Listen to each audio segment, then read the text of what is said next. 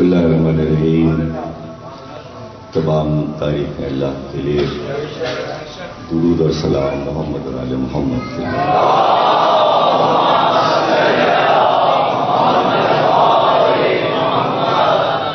دعائے صحت میں عرفان آلوگی کے لیے بات کے محمد اور آل محمد اللہ صحت کلی عطا فرمائے. 1432 ہجری کے عشاء جیلو کی چوتھی تقریر آپ حضرات سماعت فرمائیں. ہم گفتگو کر رہے ہیں مسلسل شان رسالت کے دو پہلو.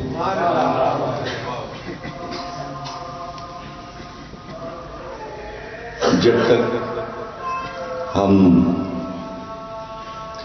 الگ الگ ان دونوں رخوں کو سمجھ نہ لیں، اس وقت تک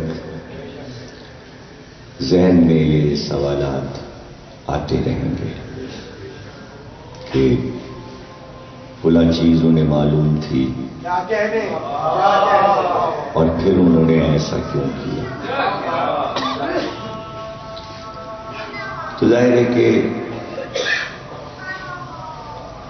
ہمارا ذہن اور ہماری قربتیں، ہمارا دل چونکہ آل محمد سے ہے، ورنہ یہی سوالات جو مولا علی کے لیے لوگ کرتے ہیں یا دیگر ائمہ کے بارے میں کہ ان کو یہ پتا تھا تو ادھر کیوں گئے، ان کو یہ پتا تھا، تو یہی سوال حضرت آدم کے لیے بھی ہو سکتا ہے، حضرت نوح کے لیے بھی ہو سکتا ہے، حضرت ابراہیم، حضرت موسیٰ، حضرت عیسیٰ اور ذات رسالت کے لیے بھی ہو سکتا ہے. لیکن ان کے بارے میں نہیں سوچتے لوگ، اور زیادہ معلومات ان کے بارے میں نہیں ہے. زیادہ معلومات جو ہے سوالات کرنے والوں کی، وہ چونکہ مجالس میں ذکر ہے تو اب وہ طرح طرح کے سوالات ذہنوں میں آتے ہیں اور لوگ اس پہ آپس میں الجھ جاتے ہیں اور بحث کرنے لگتے ہیں. حالانکہ وہی سارے مسائل ہر جگہ موجود ہیں، اور وہ مسئلے اسی لیے موجود ہیں کہ ہم یہ نہیں سمجھ پاتے کہ روحانی اختیار کتنا تھا اور مادی اختیارات میں انہوں نے دنیا سے کیا لیا، دنیا سے کیا لیا، اور دنیا کے رویوں کے ساتھ اس کے جوابات انہوں نے مادی نقطۂ نظر سے کہاں پر دیا، اور روحانیت کو کہاں کہاں پر استعمال کرتے تھے اور کس کس طرح. تو جب تک اس کو ہم الگ الگ کر کے سمجھ نہ لیں، اس وقت تک کسی بھی بات کا فیصلہ کرنا بیکار ہے. سامنے جو کہ عقیدہ ہے اور کہ بھئی معصوم ہیں، ان سے خطا نہیں ہو سکتے، لیکن یہ عقیدہ صرف اثنا عشریہ کا ہے جو 12 اماموں کو مانتے ہیں. اس کے علاوہ پورا عالم اسلام، امت، سارے مسلمان وہ اس بات کے قائل نہیں ہیں. وہ حضرت علی کو معصوم نہیں مانتے اور اس پر بحث کرتے ہیں کہ جو لوگ معصوم مانتے ہیں ان کو اس دائرے سے باہر آ کر علی کو دیکھنا چاہیے. یعنی وہ آپ کو کھینچ کر لانا چاہتے ہیں صرف مادے کی طرف، مادے کی طرف. تو اب ظاہر ہے کہ ان کے لیے یہ مشکل نہیں ہے کہ وہ تنقیدیں کریں، اس لیے کہ وہ معصوم بھی مانتے ہیں. اور انہوں نے عصمت کی جگہ ایک ترکیب خود ہی سوچ کے طے کر لی اور ایک نیا راستہ نکال لیا. انہوں نے اس کا نام رکھا خطائے اجتہادی. خطائے اجتہادی یہ لفظ ایجاد کرنا پڑا امت والوں کو اس بنا پر کہ اگر ہم اس کو ہٹا بھی دیں بات کو اور صرف مادی نقطۂ نظر سے بات کریں تو ایک سوال سامنے آ جاتا ہے کہ بھئی سب کچھ چھوڑ دیجئے آپ، لیکن علی چوتھے خلیفہ تھے، تو اس سے پہلے جو خلفاء تھے آپ کی تاریخ نے کہا کہ جو بھی ان کے خلاف بولے اسے قتل کر دو. یعنی علی سے پہلے جو خلفاء ہیں ان کے خلاف جن لوگوں نے باتیں کی ان کو قتل کر دیا گیا، اور جنہوں نے بھی ان سے جنگیں کی ان کو کافر کہا. اب آئے علی تو اب علی کے مقابل بھی جنگیں ہوئیں.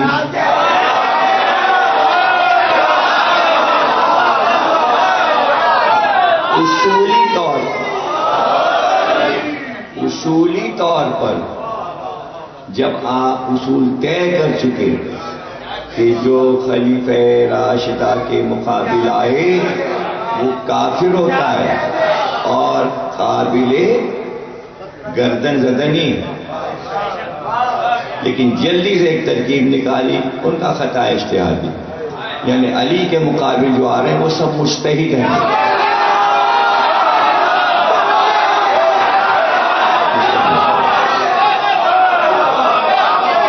اب وہ کافر نہیں ہے. تو میں یہ کیوں نہ کہوں کہ مسلم تاریخ کے مطابق 3 خلافتوں میں جو کافر تھے وہی کافر علی کے دور میں مجتہد بن گئے.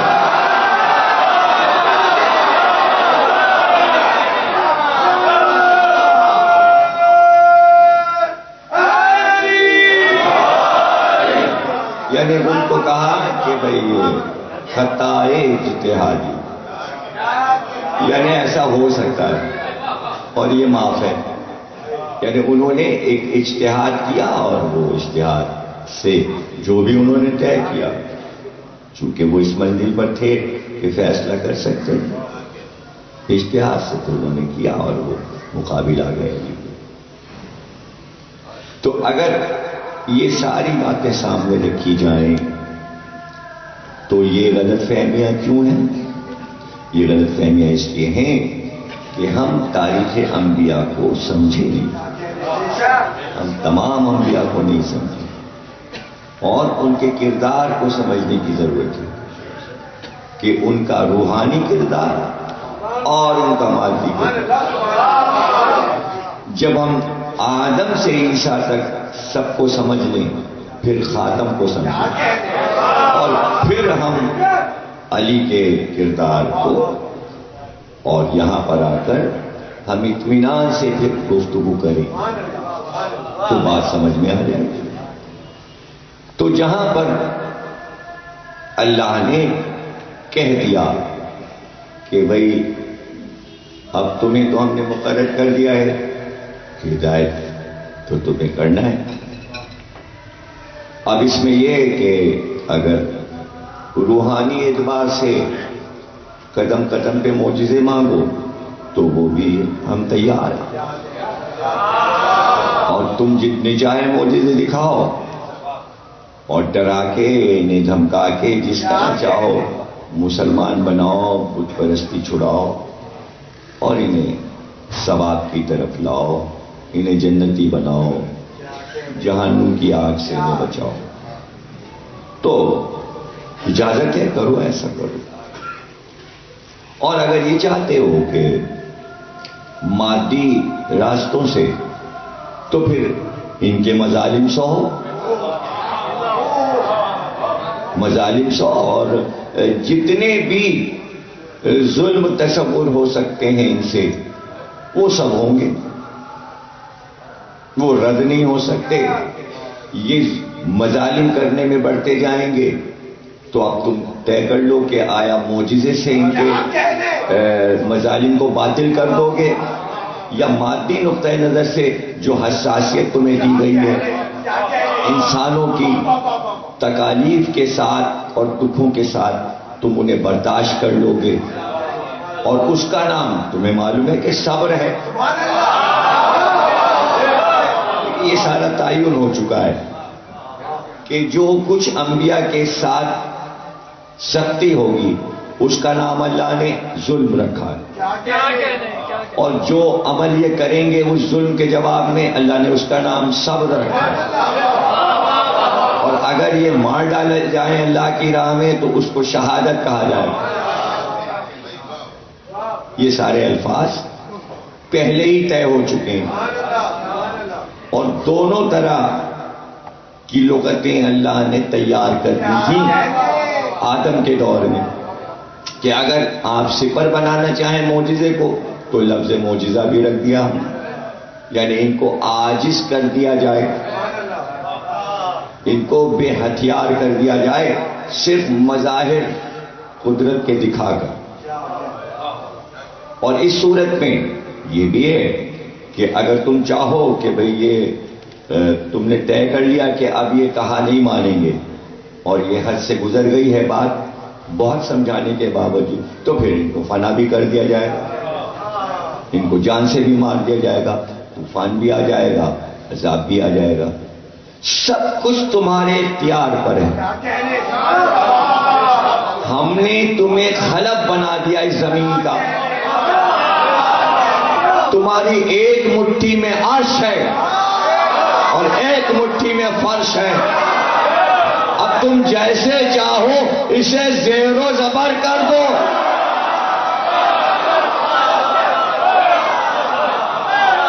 اور اگر تم اپنے کام میں لگے ہوئے ہو اور ایک رخ پہ نظر ہے اور تم مڑ کے عرش کی طرف دیکھ ہی نہیں رہے ہو تو کیا کہنا، پھر تمہارا ثواب اور بڑھ جائے گا، تمہارا ثواب اور بڑھ جائے گا. اگر ہمارے تمام آسمانی اختیارات استعمال کر کے تم نے نبوت کی تو اتنا ثواب نہیں ہوگا جتنا مادی نقطۂ نظر سے سارے کام کر کے ان انسانوں کی طرح پھر ان کا مقابلہ کر کے اور پھر ان پر حاوی ہو کر انہیں پست کر کے اور ان کے ظلم پر انہیں ذلیل کر کے تو تمہارا مرتبہ بڑھ جائے گا. ہم تمہارا مرتبہ بڑھا دیں گے، ہم تمہارا مرتبہ بڑھا دیں گے. اب دیکھو نا کہ یہ جو ہم نے کہا کہ بچے کو پیش کرو، تو کہیں ایسا ہوتا ہے کہ معبود خود ہی اپنا نمائندہ بنائے اور اس سے کہے اپنا بچہ ہم کو دے دو، ذبح کر دو. ایسا نہیں ہوگا. اس سے ہماری قدرت کو کیا فائدہ؟ یہ ہم نے تمہیں احساس دلایا ہے کہ آئندہ انسانیت ایسا کرنے والی ہے کہ اے انبیاء تمہارے بچوں کو ذبح کیا جائے گا. یہ ہم نے ایک شعور پیدا کیا آگے کے لیے، مستقبل کے لیے، کہ ایسا ہونے والا ہے، ایسا ہونے والا ہے. تو اس وقت کیا کیا کرو گے؟ پھر بتاؤ ہمیں، کیا تم صبر کرو گے؟ کہیں ایسا تو نہیں ہے کہ جب انسانیت تمہارے اوپر الغار کرے اور تمہارے بچوں کو مارے تو تم پھر اس وقت معجزہ طلب کرو اور پھر کہو کہ پروردگار عذاب لا، ہم لائیں گے، ہم بچے کو بچا لیں گے جیسے ہم نے یہاں بچا لیا، جیسے ہم نے یہ نمونہ اسی لیے دکھایا کہ اگر ہم حکم دے سکتے ہیں تو بچا بھی سکتے ہیں، اور وہاں اگر ہم انسانیت کے مظالم سے تمہارے پاس ساری اولاد جا رہی ہے، تو وہاں ہم دیکھ رہے ہیں اور ہم تمہارا صبر دیکھ رہے ہیں. جہاں تک کر سکنا کرنا، نہ ہو سکے تو ہم سے کہنا کہ ہم نہیں چاہتے کہ خنجر چلے.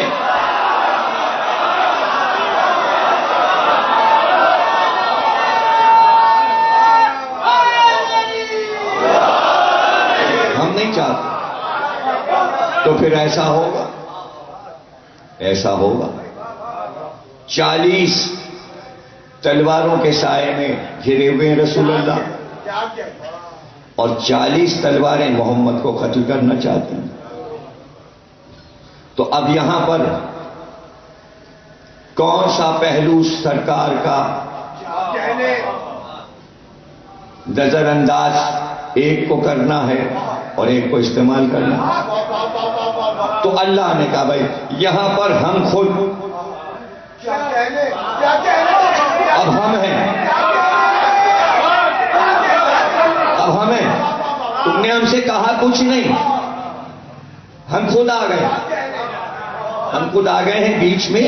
اس مسئلے میں ہم اپنے آپ کو انوالو کر رہے ہیں،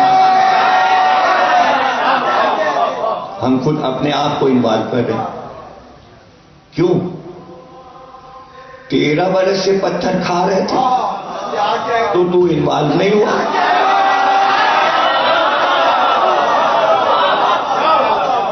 یہ شب ہجرت جو انوالو ہو گیا، جبریل کو بھیج دیا کہ بھئی وہ قتل سے کے ارادے سے آئے ہوئے ہیں، 40 آدمی آئے ہیں تلواریں لے کر، اور تم نکل جاؤ، اور تم اس طرح جاؤ، معجزے سے جاؤ، یہ تمہیں دیکھ نہیں سکیں گے، تم ان کے بیچ سے نکلتے ہوئے چلے جاؤ. معجزہ آ گیا، روحانی زندگی آ گئی.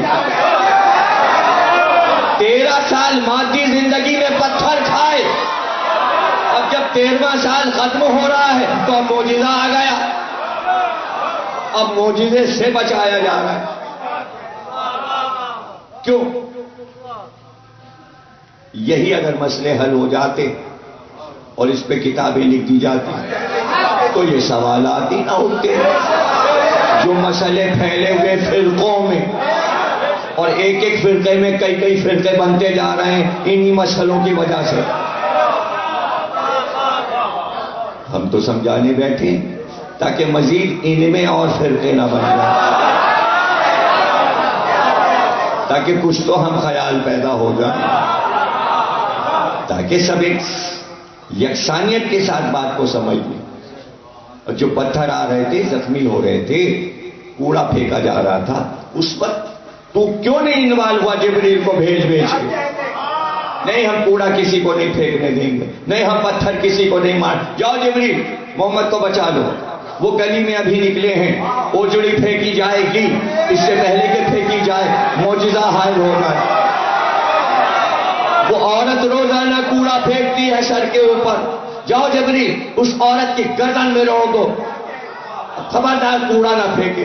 وہاں تو نہیں بولا، سب کچھ رسول اللہ خلی مادی نقطہ نظر سے مقابلہ کر رہے ہیں. اب یہاں جب 40 تلواریں ہو گئی تو انوالو ہو گیا، تو نے جبریل کو بھیج دیا، معجزے سے نکل جاؤ، چھپ کے نکل جاؤ، یہ تمہیں دیکھ نہیں سکتے، بخیریت چلے جاؤ اور بستر پر علی کو سلا جاؤ. یہ سب کیا ہے؟ یہ سب کیا ہے؟ 13 سال یہی کام کیوں نہ ہوا؟ آج کیوں ہو رہا ہے؟ تو اب پوچھے پروردگار سے، تو نے شب ہجرت جانے دیتا ان 40 سے بھی محمد مقابلہ کرتے، علی تو تھے،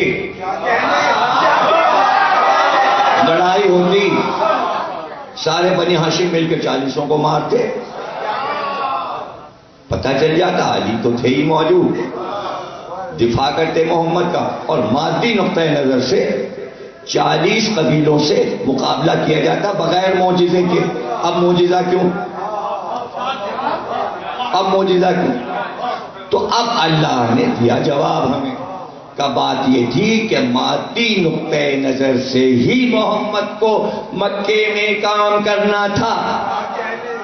ان کی طلب پر معجزہ دکھایا کرتے تھے، جب انہوں نے کہا چاند توڑ دو تو توڑ دیا، لیکن ایسا کوئی معجزہ محمد کو نہیں دکھانا کہ ان پر عذاب آ جائے، پتھر برسے، پہاڑ پھٹ جائے، ان کے سر پہ پہاڑ گر جائے، نہیں، ان کو تباہ و برباد نہیں کرنا معجزہ دکھا کر، رحمت بنے رہنا ہے۔ یہ پتھر ماریں، جوابی پتھر نہیں جائیں گے،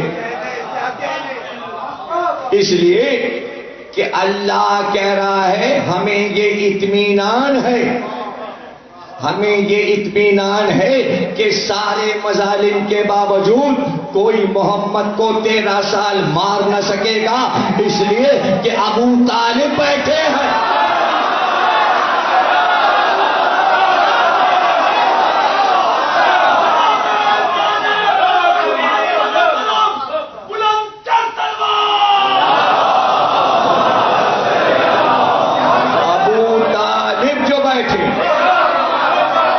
چونکہ ہجرت سے پہلے اسی سال ابو طالب کا انتقال ہوا، نہ وہ مرتے نہ یہ اکٹھا ہوتے۔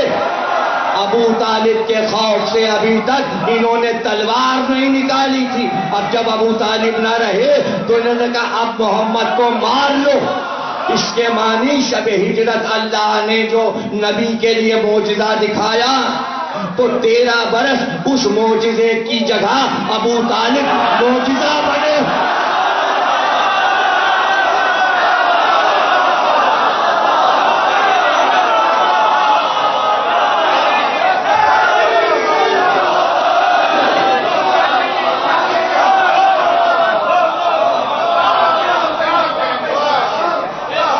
یعنی مکے میں سب سے بڑا معجزہ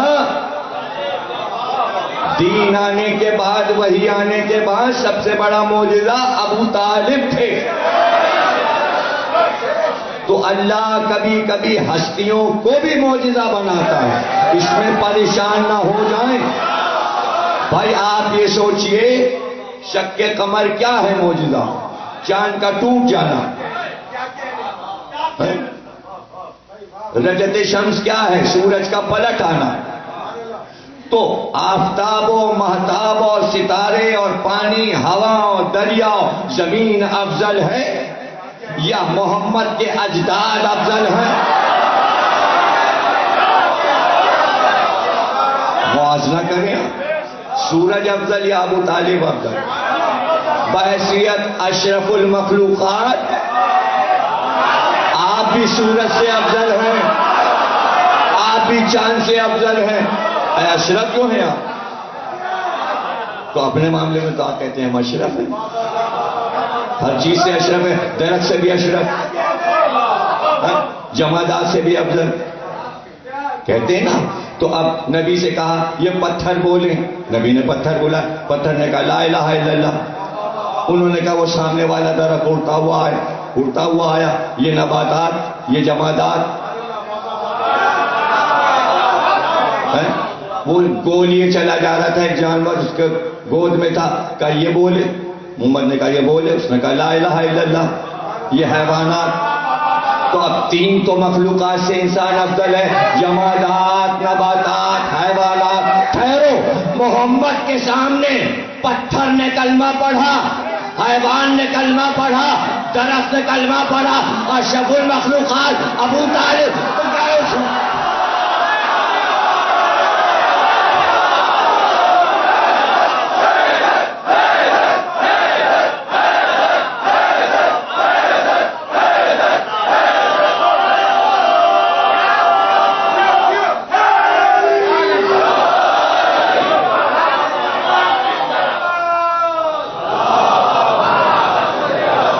ذرا سوچئے، یہی باریکیاں سمجھنے کی۔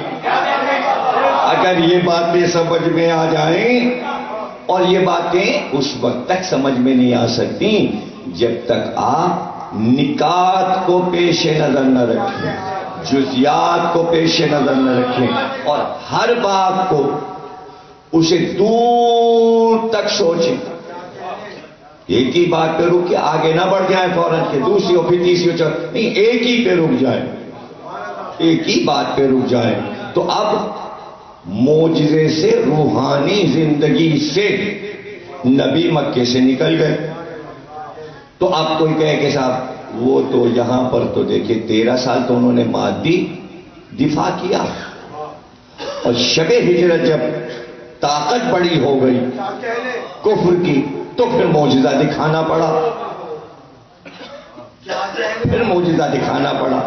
اس وقت آپ کہتے کہ جب محمد پورے خاندان کو لے کر نکل جاتے، روحانی زندگی سے محمد چلے گئے، مادی نقطۂ نظر سے علی لیٹے رہے.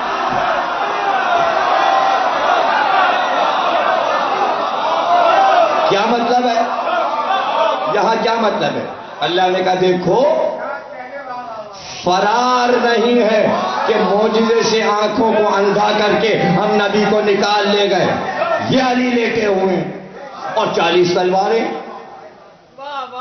تو اب یہاں معجزہ نہیں ہوگا. یہاں معجزے سے یہ نہیں ہوگا کہ جب 40 آدمی تلواریں لے کے علی پر آئیں تو علی کے لیے بھی معجزہ ہو جائے. یہاں معجزہ نہیں ہوا اور مادی زندگی سے وہ 40 واپس بھی چلے گئے. کیوں؟ کیوں؟ اس لیے کہ بچپن سے علی سے واقف تھے کہ جب مادی زندگی میں پتھر کھا کر صبر کر رہے تھے تو دفاع علی کر رہے تھے. اس وقت بچے تھے، اب جوان.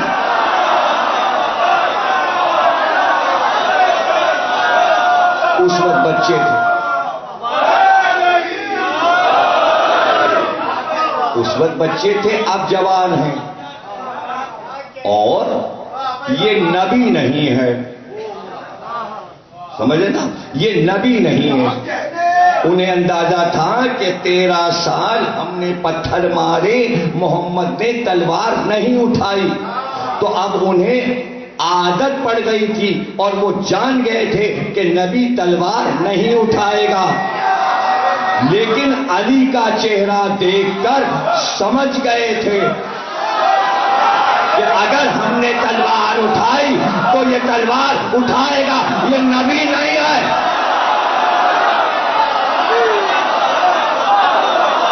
دیکھیں علی نے مادی زندگی سے ان کا مقابلہ کیا.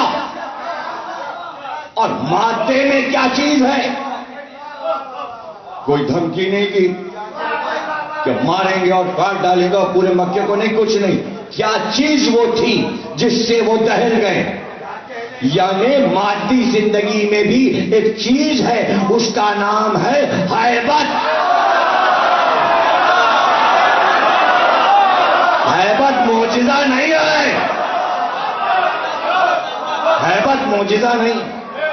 ہیبت کسی میں بھی ہو سکتی جو اپنی ہیبت منوا لے، لیکن علی نے تو ہیبت منوائی بھی نہیں. وہ تو بس دفاع کیا. جنہوں نے پتھر مارے لڑکوں نے ان کے ہاتھ پیر توڑ دیے. تو اب بڑوں پہ ہیبت بیٹھ گئی کہ جو بچوں کی ٹانگیں توڑ چکا ہے اب یہ جوان ہے تو اب یہ بچوں کی ٹانگیں تو توڑے گا نہیں. عزت جائے گی،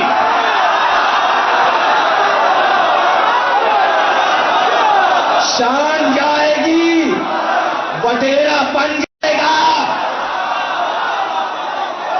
جاگیرداری جائے گی، رئیسانہ شان جائے گی.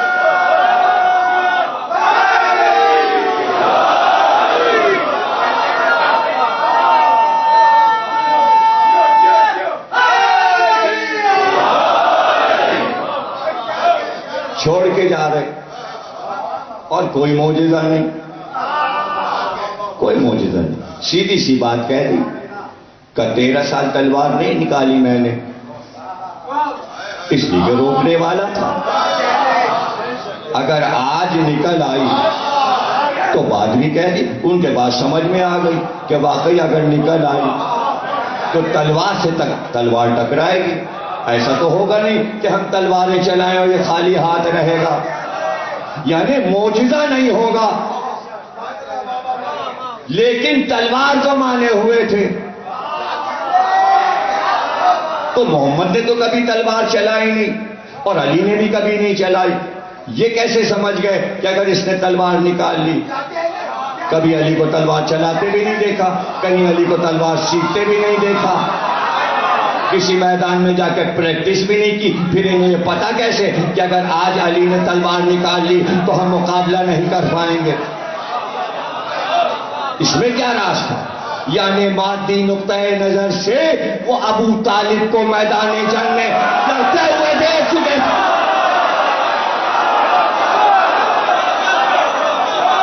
ابو طالب کو لڑتے ہوئے دیکھ چکے.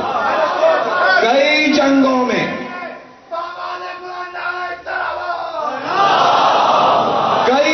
میں انہوں نے ابو طالب کو لڑتے ہوئے دیکھا تھا اور جان رہے تھے یہ ابو طالب کا بیٹا ہے, یہ ابو طالب کا بیٹا ہے اور جو کہہ رہا ہے یہ سچ کہہ رہا ہے. اگر تلوار نکال لی تو سب وڈرا ہو گئے, پورا مکہ وڈرا ہو گیا. اب آپ سوچئے, یہاں پہ طے کیجئے, پورا مکہ شہر بھرا ہوا ہے کافروں سے, اور اس پورے شہر میں علی اکیلے, اور باہر نکل کے انتظام بھی کر رہے ہیں جانے کا, ناکے بھی باندھ رہے ہیں, سب کو جمع بھی کر رہے ہیں, بچوں کو عورتوں کو ناکے پہ بٹھا رہے ہیں. کافی موقع ہے کافروں کے پاس, اکٹھا ہو کے آئیں اور علی کو مار لیں, علی کو مار لیں. اب یہاں معجزے کی کوئی ضرورت ہی نہیں. اب یہاں کیا چیز ہے؟ یہاں معجزہ نہیں ہے, یہاں کیا ہے؟ شان. ارے بھائی مادی دنیا میں ایک چیز شان بھی تو ہے, وہ شان نہیں.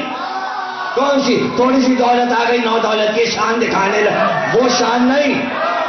یہ ہے شان خدائی, شان الہی, شان محمد, شان علی, شان رسالت, شان امامت. اب وہ شان ہے, نہیں آ رہے, جمع ہو کے نہیں آ رہے. انہیں پتا ہے پورا شہر مل کے اگر آ گیا اور علی نے تلوار نکال دی تو آج کلا کما ہو جائے گا. تو تمام کافروں کو یہ یقین ہے, جملہ ضائع نہ ہو, تمام کافروں کو یقین ہے پورے شہر کو کہ اگر ہم سب مل کر گئے تو تنہا علی ہم سب کا قیمہ کر دیں گے, کلا کما کر دیں گے. اس لیے نہیں آئے ہجرت کی صبح. تو پتا چلا کہ محمد سے ہجرت کے بعد مدینے میں کافر محمد کے لشکر سے, سپاہ صحابہ سے نہیں ڈر رہے.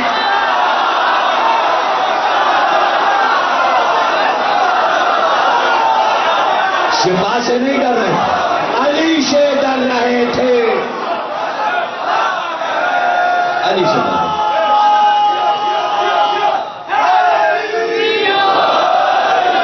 لشکر محمد سے نہیں ڈر رہے تھے.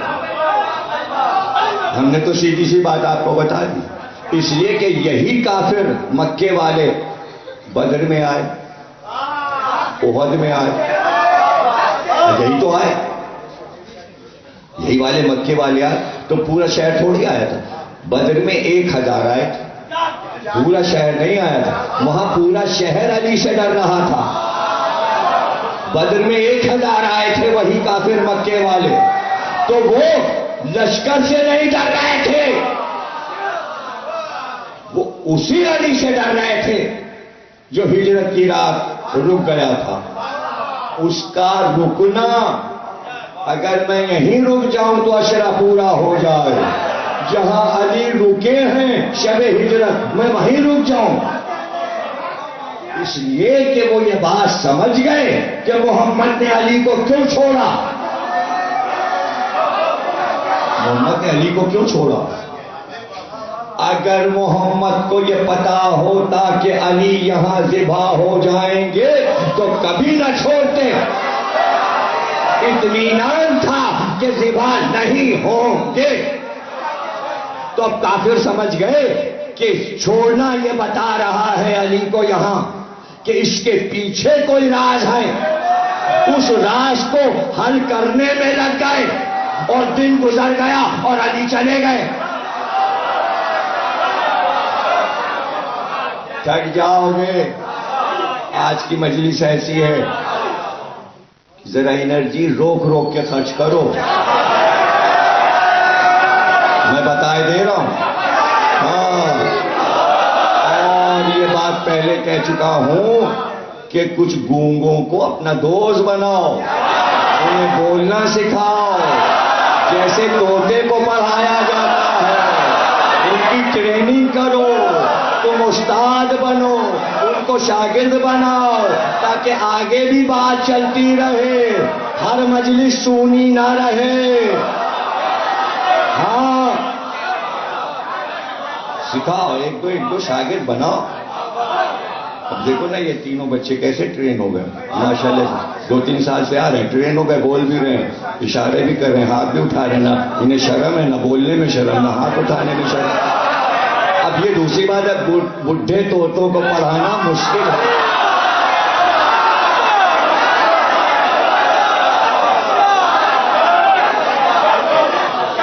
بہرحال صحبت کا اثر ہوتا ہے. خربوزہ دیکھ کے خربوزے کو رنگ پکڑتا ہے. تو اگر انہیں رحم آ گیا تم پر کہ چلو یہ بیچارے تھک نہ جائیں، ابھی تو تقریر شروع ہوئی ہے، آگے کیا ہوگا، تو شاید مدد کر دیں. تو انہیں کیا راز وقت کا ہے میں لگ گیا. علی کو مارنے کیوں نہیں آئے؟ وہ سب بیٹھ گئے، وہ راز تلاش کرنے کے تنہا علی کو کیوں چھوڑ گئے؟ وہاں سے بات شروع ہوئی کہ راز کیا ہے، اور اب اس تگو میں لگ گئے راز کیا ہے. اب تم نہیں سمجھ سکتے کہ کافر کون سا راز تلاش کر رہا تھا. ابھی کلمہ نہیں پڑھا، وہ راز تلاش کر رہے ہیں. کیا واقعی آسمانی ہے؟ اگر آسمانی ہے تو کس راستے سے اس کے پاس کیا کیا آتا ہے؟ اور اگر خدا ہے تو پیغام رسانی کیسے ہوتی ہے؟ یہ وہاں جاتا ہے یا آتا ہے؟ اب وہ راز تلاش کرنے لگے. اب ریسرچ انہوں نے دوبارہ شروع کی. آیتیں پڑھو، اس جملے کے معنی دیکھو، کیا فرشتوں کے نام بتاتا ہے، کیا کیا کہتا ہے آسمانی خبر، اس جملے کے کیا معنی ہے، اس جملے کے. علی کام سے لگا کے روانہ ہو گئے.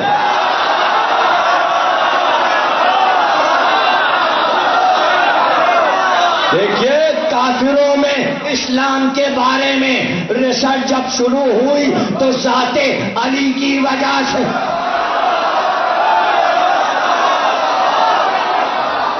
راز کیا ہے؟ یہ راز کیا راز ہے؟ اب انہیں جہاں پر معجزے کو وہ جادو کہتے تھے،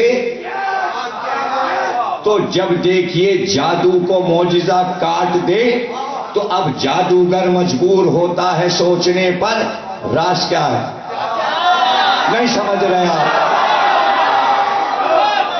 بھائی جادوگر بہت اوپر جاتا ہے. اس نے بڑا جادو پھینکا، ہم اس سے بڑا جادو پھینکیں گے. اس نے اور بڑا جادو پھینکا، ہم اور بڑا. ایک جگہ آ کے جادو کا اثر ختم ہونے لگتا ہے تو وہ کہتا ہے یہ کتنا بڑا جادوگر ہے. لیکن جتنے بھی جادو کی قسمیں ہیں یہ اس کے اوپر چلا گیا. تو آپ وہ سوچنے لگے راز کیا ہے؟ راز کیا ہے؟ کوئی اور جادوگر کہیں بیٹھا ہے جو اسے گائیڈ کر رہا ہے، اور اچانک ہوتا ہے. ہم تو کچھ منتر پڑھتے ہیں پھر ہوتا ہے. بس فرعون نے کہا ڈراؤ موسیٰ کو اور ہارون کو. انہوں نے جلدی جلدی رسی کے ٹکڑے جادوگروں نے پھینکے، وہ سانپ بن گئے. منٹوں میں ہو گیا کام. تیاری پہلے سے تھی. اب ان کے وہم و گمان میں نہیں تھا کہ جواب آئے گا. اب جب سانپ رینگنے لگے، موسیٰ پیچھے ہٹنے لگے، ہارون پیچھے ہٹنے لگے. ایک بار وہی ہوئی جو ہاتھ میں ڈنڈا ہے، پھینکو، جلدی پھینکو.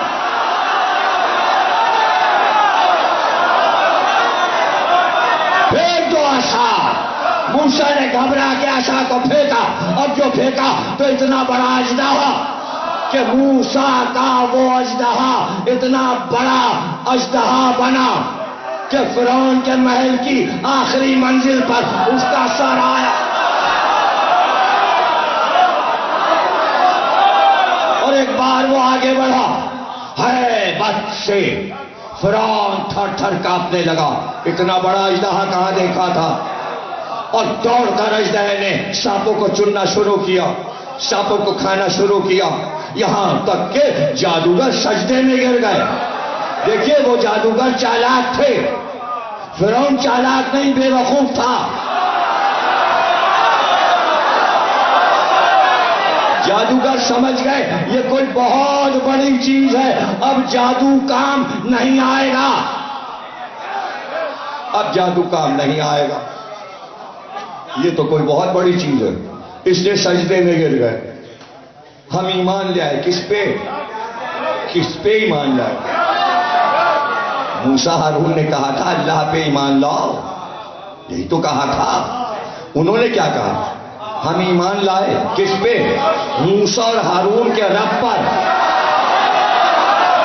رب نہیں پہچانا جا سکتا جب تک دو ہستیاں بیچ میں نہ ہو.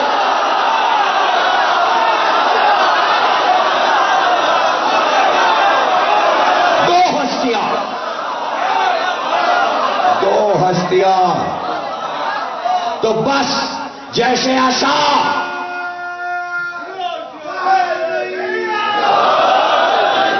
عصائے موسیٰ اژدہا بنا اور جادو باطل ہوا کافروں کا, اور وہ سجدے میں گر گئے.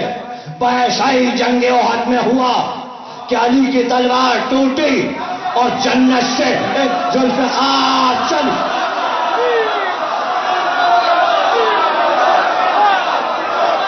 ذوالفقار چلی, اور جب ذوالفقار چلی تو کبھی وہ اژدہا بنی اور اژدہا بن کر کفر کے سانپوں کو کھا لیا. جنہیں مرنا تھا وہ مر گئے, جنہیں مرنا تھا زیر ذوالفقار آنا تھا وہ مر گئے. وہاں چند جادوگر سجدے میں گرے, ذوالفقار جو چلی پورا عرب سجدے میں.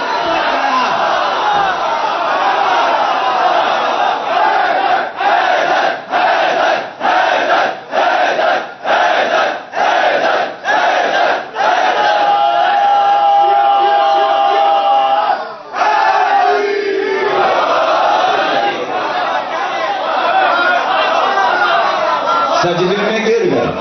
موسیٰ اور ہارون نے روکا نہیں سجدہ کرنے والوں کو اور کلمہ پڑھنے. یہ مت کہو رب کہو, موسیٰ اور ہارون کا رب نہ کہو.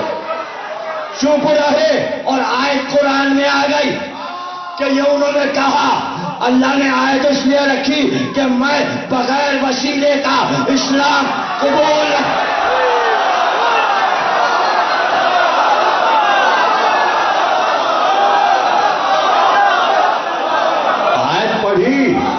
احد والوں نے آیت پڑھی, موسیٰ اور ہارون والی آیت خندق و خیبر والوں نے پڑھی, بس سمجھ گئے وہ تو نظر آتا نہیں, جلدی سے اس کا سجدہ کر لو. سجدہ تو پہلے بتوں کو بھی کرتے تھے, اب بغیر دیکھے سجدہ کر لو. لیکن ہم یہ نہیں کہیں گے کہ محمد اور علی کے رب پر ایمان لائے. تو پتہ چلا دشمنی اللہ سے نہ ہوئی, دشمنی محمد اور ان کا نام نہیں لیں گے, ان کا نام نہیں لیں گے. نہیں سمجھے آپ, نام لینا تھا لیکن انہوں نے نہیں لیا. نام لینا تھا نہیں لیا. اچھا کیا کہ برا, چونکہ نہیں لیا نام تو اب تک توحید سمجھ میں نہ آئی. اگر نام لے لیتے تو آپ کہتے بھائی لا الہ کے بعد دونوں کا نام لینا چاہیے, محمد کا بھی اور علی کا بھی. چونکہ انہوں نے نہیں لیا تو کیا ان کی سنت پر عمل کرتے ہوئے صرف لا الہ الا اللہ. کچھ فرق تو ہو, وہ کافر سے مسلمان ہوئے تھے، تو مسلمان باپ سے پیدا ہو کے مسلمان ہوئے، تو کیا اپنے آپ کو ان سے ملانا چاہتے ہو؟ تم تو کہو کہ ہاں رب کو پہچانا محمد اور علی کی وجہ سے۔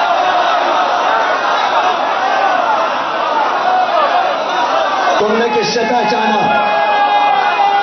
آج کے مسلمانوں نے کس سے پہچانا؟ جواب دیں، اپنے رب کو کیسے پہچانا؟ میراث میں پہچانا؟ باپ کے کہنے سے پہچانا؟ اچھا، باپ کے کہنے سے پہچانا؟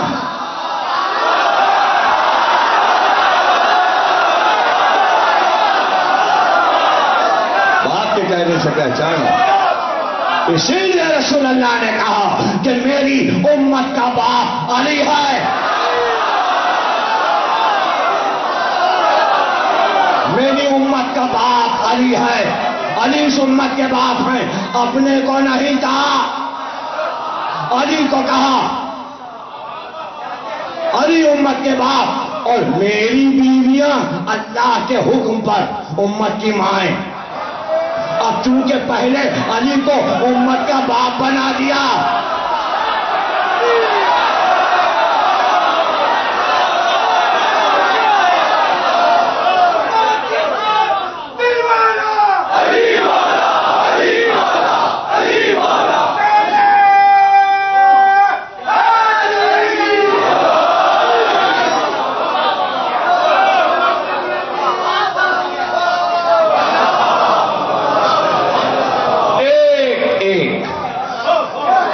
علی کہتے ہیں ایک لفظ، ایک غلام حبشی مجھ کو علم کا سکھا دے، امت کو سمجھانے کے لیے ایک غلام حبشی ایک علم کا لفظ مجھے سکھا دے، صبح کو سکھائے، شام کو آ کے کہے علی میں تمہیں بازار میں بیچنا چاہتا ہوں، میں بک جاؤں گا، میں اس غلام کے ہاتھ بک جاؤں گا، اس لیے کہ اس نے مجھے ایک علم کا لفظ بتایا۔ لاکھوں کروڑوں لوگ علی نے امت کو بتائے، فقہ بتائی، تفسیر بتایا، علم کلام بتایا، احسان، فراموشی۔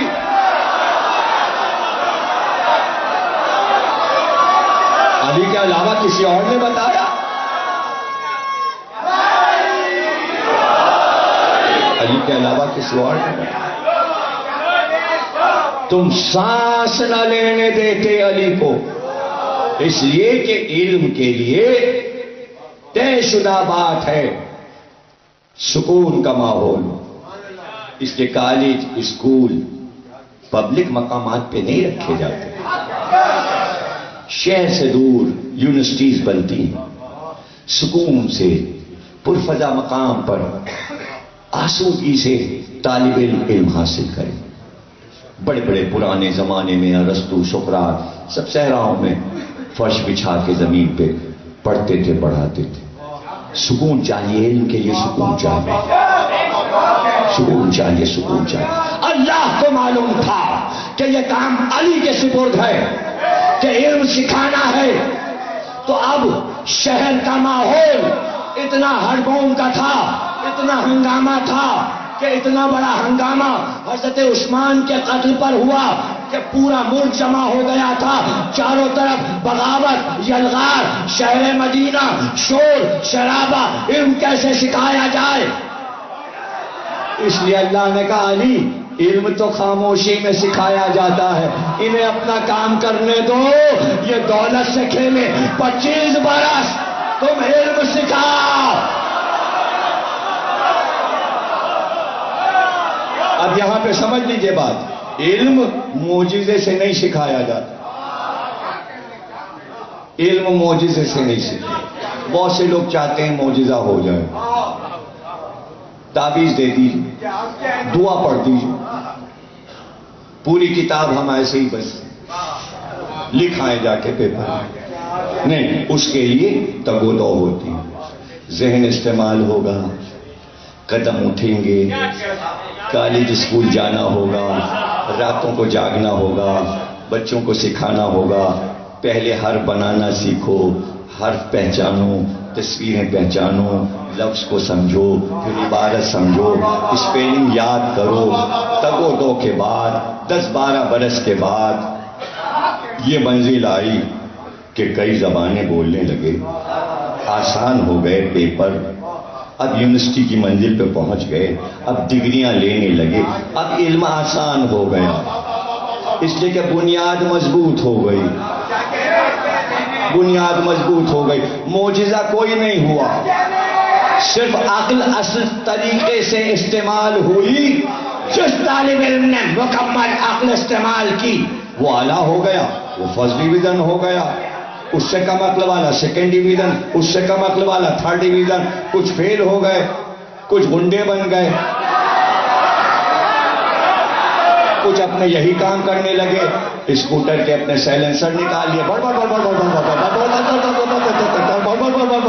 اب وہ غصہ ہے ان کو، فیل جو ہو گئے تو اپنے فیل پن کو چھپائیں کیسے؟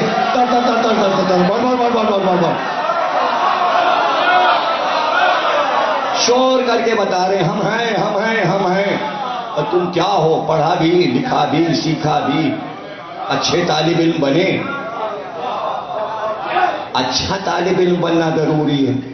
تو اب سمجھ گئے، آپ تڑ بڑبڑ والے بھی طالب علم ہوتے ہیں،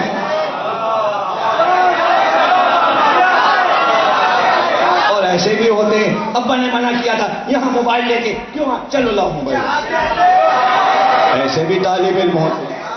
تو 25 طرح کے طالب علم تو کراچی میں پائے جاتے ہیں، اب ان کا آپ جو چاہے نام لگ دیں، نکلے تو وہ پڑھنے کے سیکھنے نکلے تھے، پورے عوام پاکستان سب پڑھنے کے لیے تو نکلے تھے، جو 20 25 30 کے ہیں انہیں بھیجا گیا تھا نہ پڑھنے کے لیے، کسی نہ کسی اسکول میں تو بھیجا گیا تھا۔ کیا کیا کون کیا کیا بن کے نکلا، کون فٹ پاتھوں پہ سو رہا ہے، اب انہیں یاد ہی نہیں کس گھر سے چلے تھے اور کہاں آ گئے، انہیں اپنا گھر ہی نہیں یاد۔ تو مختلف قسم کے نکل جاتے ہیں نا۔ 25 سال علی یونیورسٹی کھول کے باغ میں بیٹھ گئے، جنہیں سیکھنا تھا وہ آئے، جو فرسٹ کلاس تھے وہ سلمان و ابو ذر نکلے، جو بھر تر کر رہے تھے وہ کرتے رہے، جنہیں فٹ پاتھوں پہ سونا تھا وہ فٹ پاتھ پہ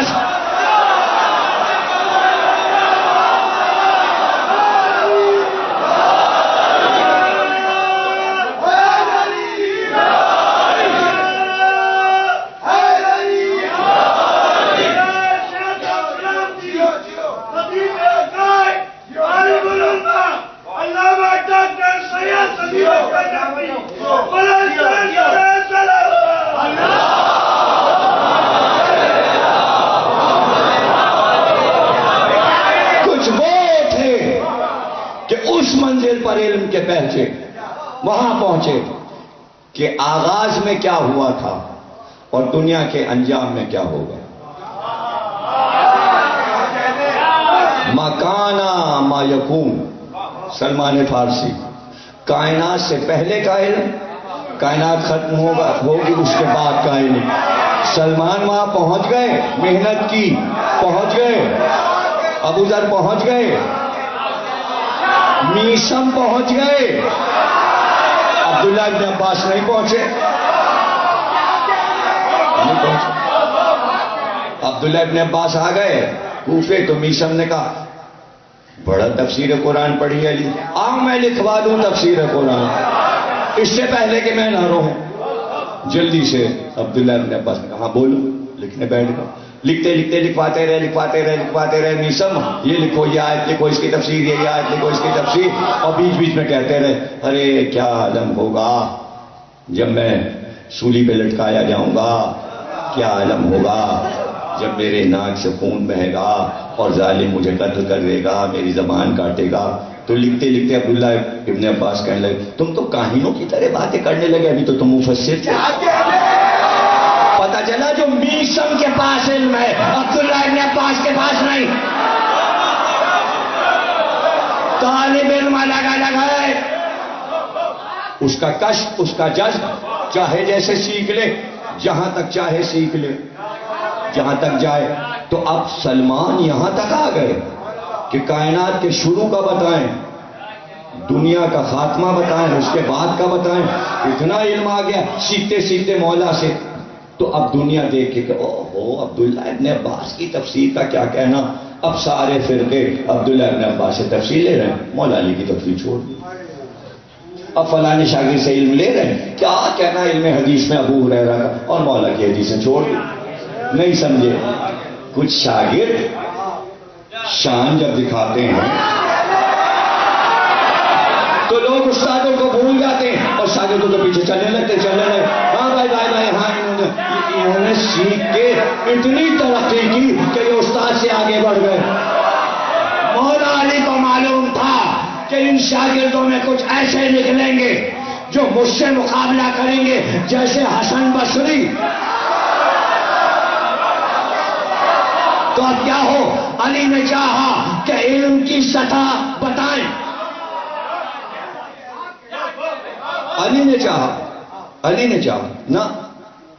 جو اچھے شاگرد ہوتے ہیں وہ بھانپ جاتے ہیں کہ ایسے کچھ ہمارے ساتھی نکلے جو ہمارے استاد کی بے عزتی کرنے والے ہیں.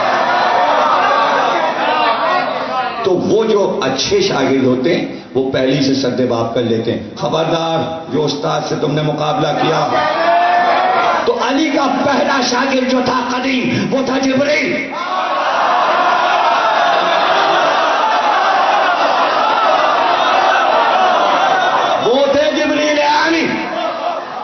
جبریل امین روز آ کے بیٹھتے تھے علی کے خطبے میں. خطبہ شروع ہوا، جبریل آ کے بیٹھ گئے. ابھی پرانے تھے تو فصاحت و بلاغت کا ایک وہ تھا، کیسے نہ آتے، آ کے بیٹھ گئے. علم کہیں پہ ختم تھوڑی ہوتا ہے. تو جبریل نے سب سیکھ لیا. جبریل نے سب سے، وہ بھی آ کے بیٹھتے تھے. دیکھتے تھے علی کی بزم کا ایک لطف تھا، کشف و جذب کا عالم تھا. آ کے بیٹھتے تھے، روز بیٹھتے تھے. سارے شاگرد بیٹھے اور علی ممبر پہ تھے. ایک بار جبریل نے سب کے چہرے دیکھے. کیا آج بتا تو دیں علی کی بز میں بیٹھنے والوں کو کہ کہیں علی کے علم سے مقابلہ نہ کرنا. 20 مجمع سے جبریل اٹھے انسانی شکل میں، مادی نقطۂ نظر سے اٹھے، روحانیت کو چھپا کے تقیہ کیا. انسانی شکل میں اٹھے. کہا اچھا آپ نے کہا سلونی، تو بتائیے اس وقت جبریل کہاں ہے؟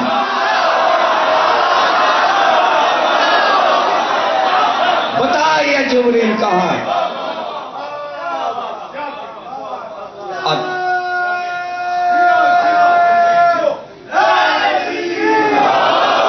بتائیے جبریل کہاں ہے؟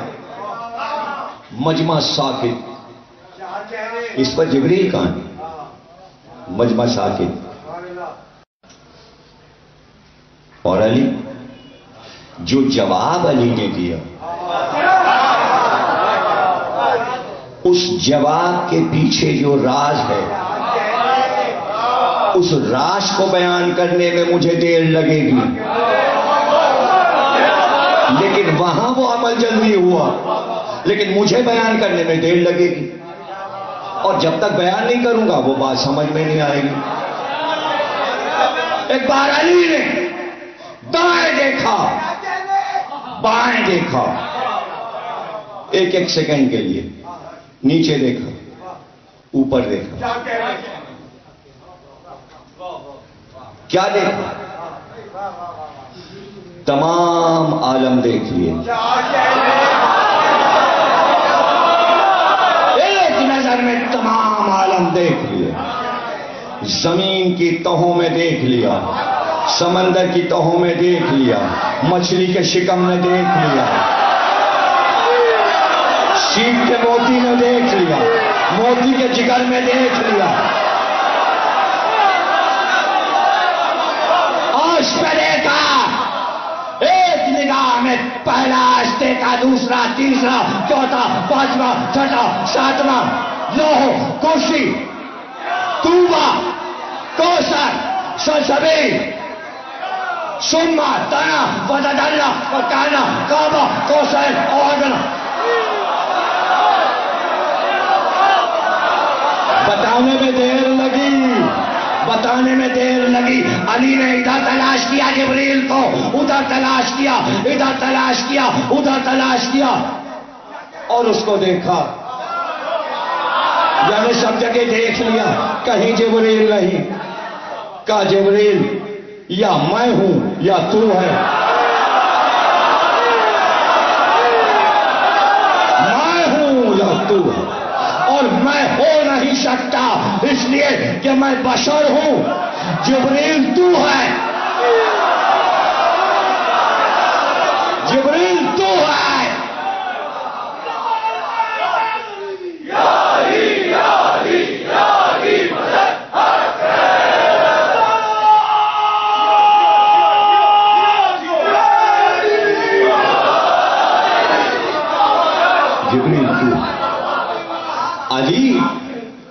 علی کے علم کی سطح قیامت تک نہیں پتہ چل سکتی، اس لیے کہ سطح ہے ہی نہیں. علم میں سطح تھوڑی. جبریل نے بیٹھنے والوں کو بتایا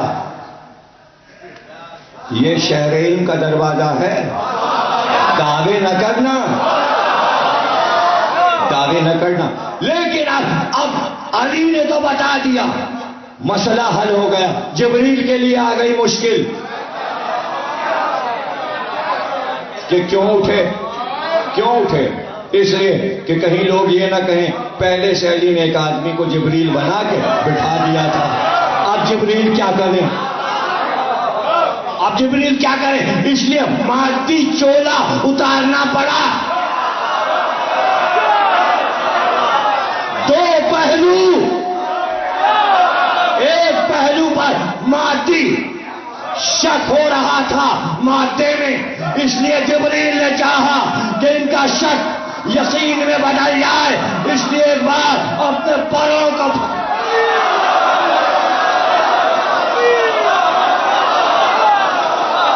روحانی پہلو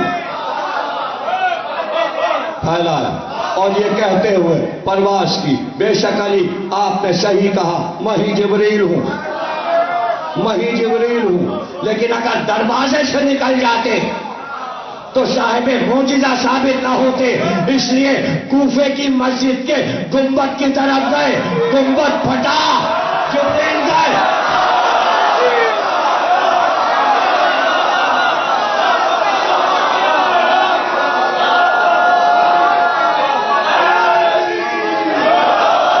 نہیں سمجھے؟ ارے دروازے سے جاتے نا. مسجد کوفہ میں بہت سے دروازے ہیں، یہ اوپر چھت پھاڑ کے کیوں گئے؟ یہ دراڑ چھت میں کیوں؟ بتا کے گئے میرا مولا، میرا استاد وہ ہے جو اللہ کے گھر میں دراڑ ڈالتا ہے، میں شاگرد ہوں.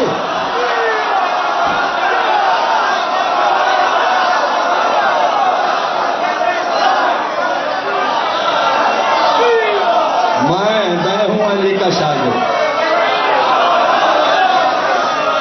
جزاک اللہ، ماشاء اللہ.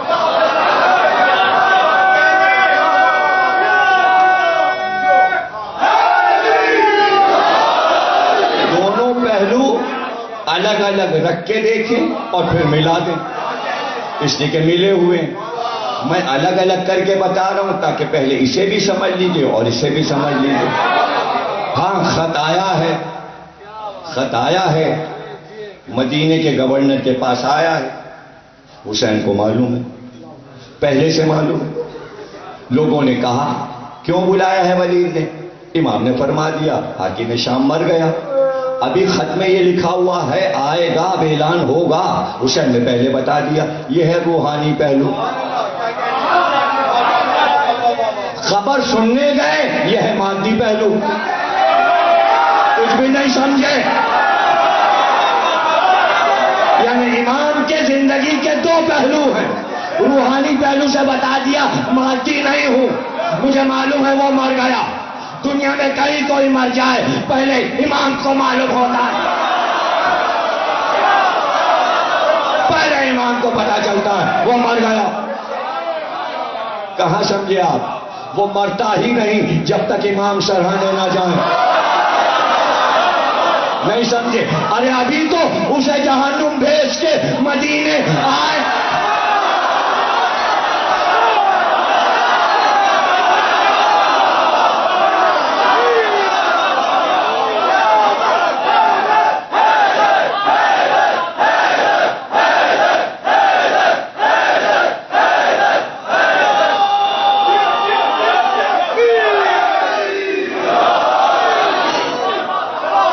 تمہیں پتا ہے اب وہ مادی دنیا کی خبر.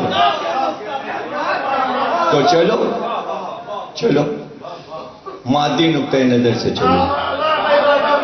کوئی طاقت نہیں، ہم جائیں گے. وہ کیا کریں گے؟ ہم جاتے ہیں. تو اب کیا چیز، کس چیز کے ساتھ حسین جا رہے ہیں؟ نہیں بھول گیا، اکیلے علی. شان حیبت نسل میں چلے گی، مہدی تک آئے گی. ذوالفقار چلنے سے پہلے صرف مہدی کی حیبت ایسی ہوگی کہ ملک لرز جائیں گے. حیبت اور شان، حیبت مہدی، شان ایک امام کی شان ہوتی ہے. اس شان کے ساتھ چلے. اب یہ بہن کی محبت جو سب کے پاس، ہر بہن کے پاس بھائی کے لیے، تم بھی جاؤ، تم بھی جاؤ، تم بھی جاؤ، تم بھی جاؤ، ساتھ رہنا، ساتھ ساتھ رہنا. اب حسین نے کہا میں اکیلے جاؤں گا. کیا یعنی کوئی تلوار لے کے نہیں، یعنی مادی وسائل میں بھی ساری چیزیں ترک کر کے اپنی شان و حیبت کے ساتھ. اب ایک نبی کے خاندان والوں میں، اولیاء میں، اوصیاء میں ایک اور شان ہوتی ہے. شان میں شانیں گنائیں گے. یعنی شان، ایک شان وہ تو ہے مجموعہ، اس کے اندر کتنی شان ہے، پھر کتنی شان ہے، پھر کتنی شان ہے. سارے پھول مل کر ایک گلدستہ بنتا ہے. اس مجموعے کو ہم آپ کو دکھائیں گے، سجے ہوئے مجموعے کو. تو اس میں سب سے زیادہ حیبت کن چیزوں سے ہوتی ہے؟ کیوں ہے یہ حیبت؟ اور بھی لوگ نہیں، حیبت کیوں ہے؟ ان سے زیادہ خوبصورت کوئی نہیں. ایک چیز روئے زمین پر، عرب اور مدینے کی بات نہیں ہے، مکے مدینے کی بات نہیں، روئے زمین پر ان سے زیادہ شجاع اور طاقتور کوئی نہیں. یہ شانیں ہیں، سب مل کے شان بنے گی. اور حیبت، ایک لفظ حیبت میں سب کچھ ہے. ان سے زیادہ خوبصورت کوئی نہیں، ان سے زیادہ طاقتور کوئی نہیں، ان سے زیادہ شجاع کوئی نہیں، ان سے زیادہ سخی کوئی نہیں. سخی ہونے کی سبب سے سب ان کے احسان مند ہیں، آنکھ نہیں ملا سکتے. حیبت، یہ رحم دل ہیں، یہ کریم ہیں. پھر ان کا شجرہ سب سے اعلیٰ. جس کا شجرہ اعلیٰ ہو وہ کسی کو بھی ڈانٹ سکتا ہے. بیٹھ جا، خاموش ہو جا.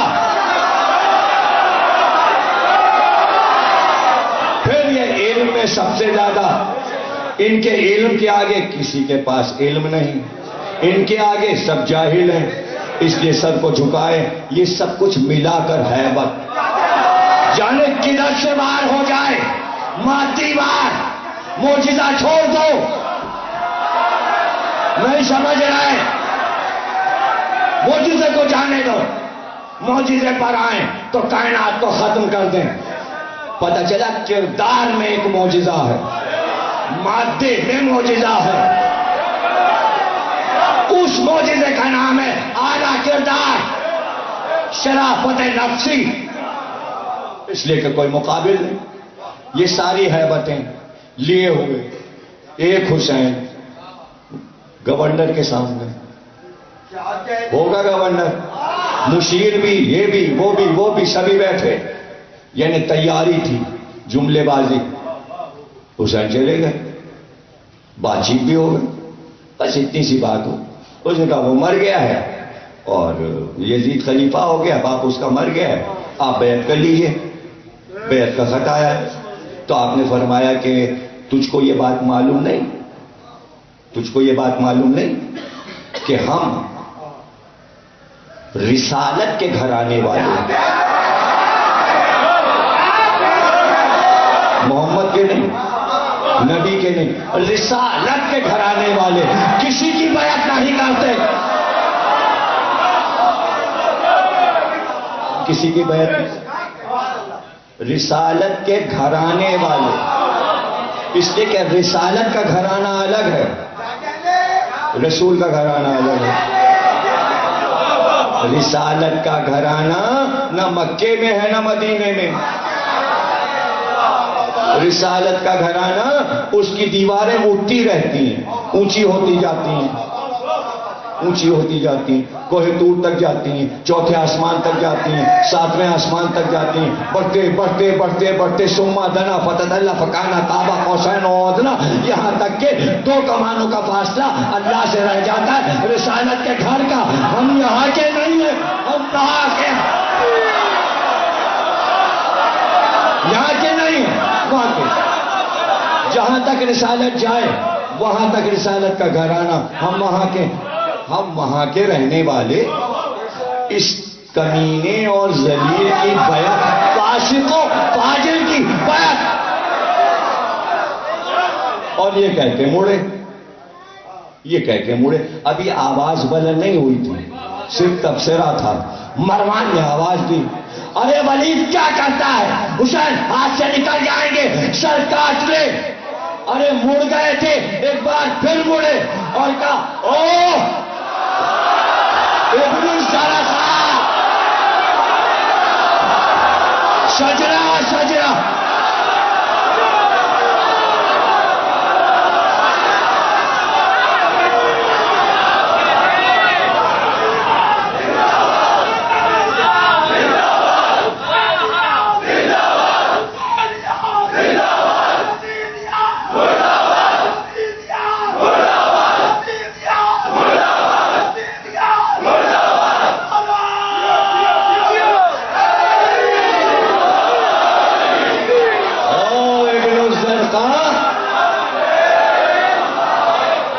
تیری مجال تو سرے حسین کی بات کرے.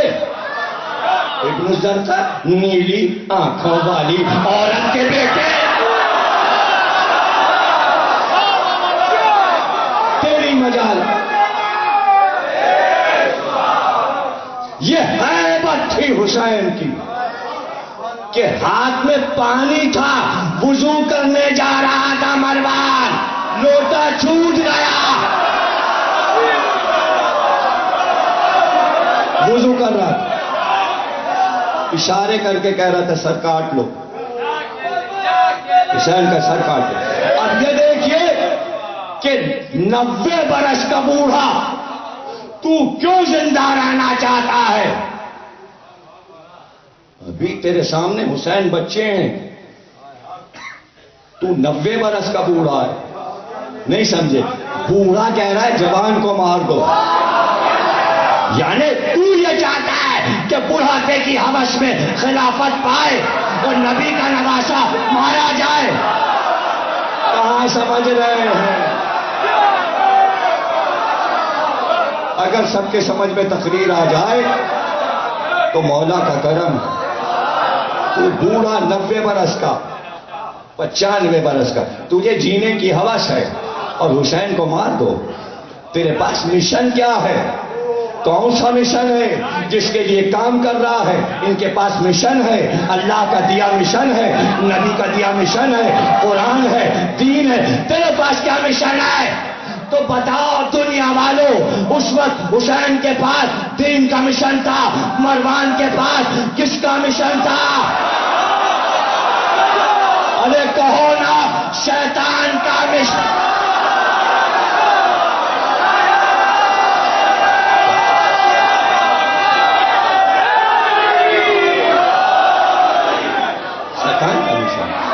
کیا اس کے پاس دین کا مشن تھا؟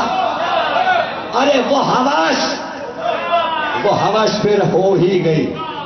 حسین تو 57 برس کے تھے، یزید تو مرتے وقت 33 برس کا تھا، 30 میں حاکم بنا، 3 برس زندہ رہا اور اس کے بعد مر گیا، اور اب یہ ہو گیا 95 برس کا، بلکہ اور 3 سال بڑھا لو 95 کا، تو اس وقت تھا 61 ہجری میں، 97 کا ہو گیا۔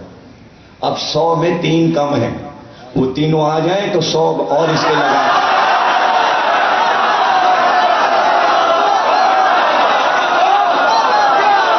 اب ہوا دیکھیں، اب کیا 100 سے اوپر جیے گا؟ مگر دنیا کی حواس لے گئی دمشق یزید کے مرتے ہی، اور اس بڑھاپے میں یزید کی بیوی سے نکاح کیا تاکہ اب تو خلافت مل جائے، اور یزید کے بیٹے کو زہر دے کر تخت پہ بیٹھا، تمنا پوری ہو گئی، بس یہ تھی، یہ مشن تھا، تخت پہ بیٹھ جاؤں، تخت پہ بیٹھ جاؤں۔ مرتے مرتے یہاں پہ دم، لیکن شرارت اس سے بھی اوپر، شر اس سے بھی اوپر۔ اچھا بیٹھ گیا، اب تو پھر انجام بھی تو ویسے ہی ہو، بھگتے بھی تو اب ہیں؟ تو فاختہ نام ہے یزید کی بیوی کا۔ اب ظاہر ہے کہ اتالیق بنا ہے، یہ ہوتا ہے بچہ اگر صدر ہو تو ایک بوڑھا اس کا سرپرست بن کے کہتا ہے ہم چلا رہے ہیں ان کی، ہم چلا رہے ہیں ان کی۔ تو اس نے کہا بھائی بیٹے کا تخت ہے، اور وہ بیوی سے کہہ دیا کہ میں اس کو دے دوں گا، ابھی یہ چھوٹا ہے، بڑا ہو جائے گا تو پھر حکومتی معاملات سمجھ لے گا۔ تو یہ استاد ہیں، استاد، یہ سیاست کے استاد ہیں۔ اب استادی دکھانے دے کہ ساری استادی ساتھ میں مل جائے گی۔ ایک دن وہ گیا تخت پہ بیٹھ گیا تو مروان نے اس کو ڈانٹ کے بھگا، چل چل گھر۔ اب وہ ڈرتا تھا کہ مطلب دربار والے سب اس کی طرف نظر کریں گے، ہونے والا خلیفہ۔ وہ جاتا تھا میں تاج، اتنے دنوں کے بعد بڑھاپے میں تو تاج باز بڈھا لال لگام، تو لوگ مجھے دیکھیں۔ وہ روتا ہو گیا، اس نے اماں شکایت کر دی، اس نے کہا کہ یہ بڈھا تو بہت پریشان کر رہا ہے، اسے بے عزتی کی میری دربار میں۔ اس نے کہا اچھا میرے بیٹے کی آج آ جائے گی، آج آ جائے گی۔ تاریخ طبری مسلمانوں کی مشہور کتاب، اس میں سے پڑھا۔ انہوں نے کہا جتنے لحاف گدے ہیں سب نکال دو، اور جتنی 200-250 کنیزیں سب آ جائیں۔ اور یہ اپنے خوابگاہ میں گئے، بستر پہ لیٹ گئے۔ ان کا ایک لحاف ڈالو، بڑے میاں کو سردی لگ رہی ہے۔ دوسری پہلے سے ایک لحاف لیے کھڑی تھی، اس نے کہا دوسرا لحاف ڈالو۔ تیسری آئی، اس نے ایک اور لحاف ڈالا۔ چوتھی آئی، اس نے ایک اور کہا سارے گدے توشک سب کمبل ومبل جتنے گرم کپڑے سب ڈالو، یہاں تک کہ اتنا اونچا پہاڑ بن گیا۔ اس کے بعد اس کے اوپر چڑھی، بیچ میں خود کھڑی ہوئی، کنیزوں سے کہا تم بھی آ جاؤ، اور سب نے کہا کہ اس کے اوپر خوب کوٹو، اس کو خوب گدوں پہ اچھلی، خوب گدوں پہ اچھلی۔ اس کے بعد تاریخ طبری نے یہ لکھا، جناب عالی کیا میں آپ کو بتاؤں، دیکھیے تاریخ طبری کا تلخیص، یعنی کہ اس کو چھوٹا کر لے، 13-14 جلدوں کو چھوٹا کر کے لاہور کے امامیہ اسٹوڈنٹ نے چھاپا، اور صفدر نجفی صاحب نے اس کو کمپائل کیا۔ وہ ملتی ہے کتابوں کی دکان پہ، اس میں پڑھیے گا۔ اس میں لکھا ہے کہ ایک گدا ہٹا، دوسرا ہٹا، تیسرا ہٹا، جنازہ اٹھنے کا سامان ہوا۔ اب جو سارے گدے لحاف ہٹے تو اتنی بڑی چھپکلی ہوئی،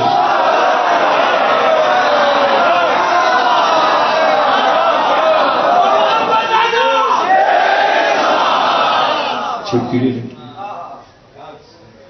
اب بتائیے، اسی کو اللہ نے قرآن میں کہا ہے کہ ہم مست کر دیتے، مست کر دے، مست کر دے، دنیا میں ہی مست کر دے، وہاں تو جو ہوگا ہوگا۔ پتہ چلا کہ کام بڑے بڑے تھے، تو اب اسے کیا کہیں گے؟ یعنی مادی نقطۂ نظر سے کچھ چیزوں کے منظر سامنے آئے دشمنوں کے لیے۔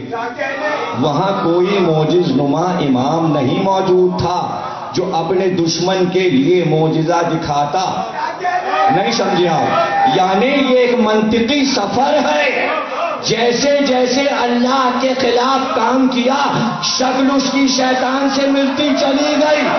شیطان کو اللہ نے کہا تھا بس کر دیا میں نے، اس کے ابلیس نام ہو گیا. جو شیطان کے لیے کام کرے گا وہ شیطان بن کے مرے گا.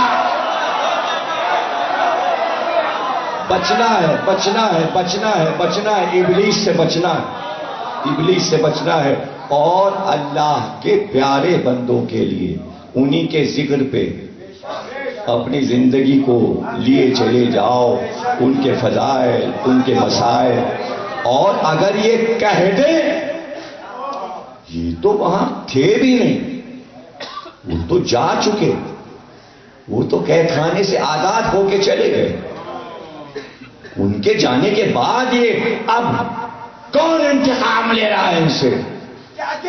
کون؟ ارے کون انہیں مسکیے دے رہا ہے؟ اب پتا چلا ان کا کام جو تھا وہ جس کے لیے تھا انتقام اب وہ لے رہا ہے. ٹھہرو، اسی لیے اللہ نے اپنے 999 ناموں میں ایک نام رکھا منتقم، انتقام لینے والا، انتقام لینے، انتقام وہ لے رہا ہے. ہاں اگر یہ معجزہ دکھانے پر آ جائیں تو معجزہ بھی دکھاتے ہیں. اور پھر ان کا جلال ایسا ہے، جلال دیکھیے، ابھی میں نے ہیبت اور جلال بتائی، شان بتائی، اس میں بھی ایسی شان ہے کہ لا محالہ آپ صرف شان کا پرتو معجزہ بن جاتا ہے. انہیں معجزہ دکھانے کی ضرورت نہیں، معجزہ دکھانے کی ضرورت نہیں. ابھی دیکھیے میں ہیبت کا پرتو دکھاتا ہوں اور تقریر ختم ہو گئی. یعنی معجزہ دکھانے کی ضرورت نہیں ہے، صرف ہیبت کا پرتو. دیکھیے گا ہیبت کا پرتو. ام کلثوم کھڑی تھی، پہلو میں جناب کبرا فاطمہ کبرا کھڑی تھی. ایک بار یزید تخت پہ تھا اور ایک مسخرہ اٹھا اور اس نے کہا بادشاہ یہ لڑکی جو کھڑی ہے یہ میری کنیزی میں دے دے. وہ ہو گئی تقریر ختم. یہ ایک جملہ مسائل ہے، رسول کی بیٹی کی طرف یہ اشارہ کیا جائے.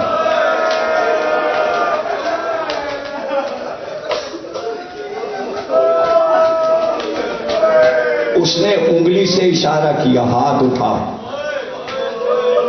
اس کا ہاتھ اٹھا. جناب ام کلثوم نے اس کو ڈانٹا اس کو، تیرے ہاتھ ٹوٹ جائیں. کہتے اس کے ہاتھ لرزے اور فالج زدہ ہو کے لٹک گئے.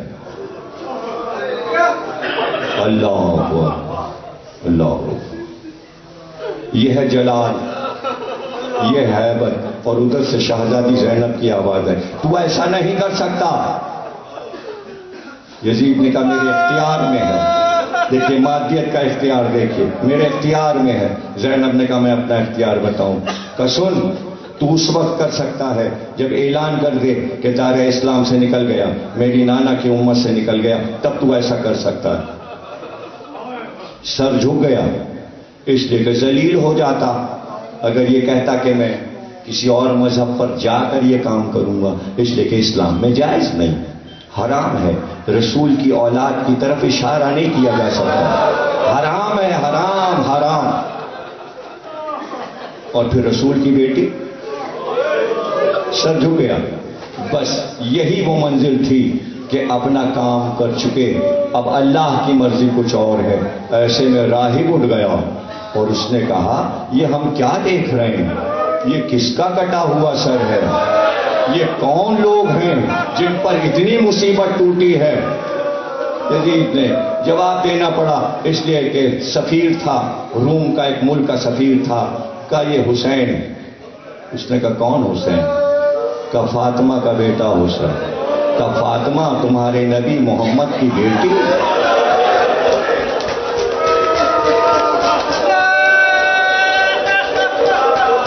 جزاک اللہ.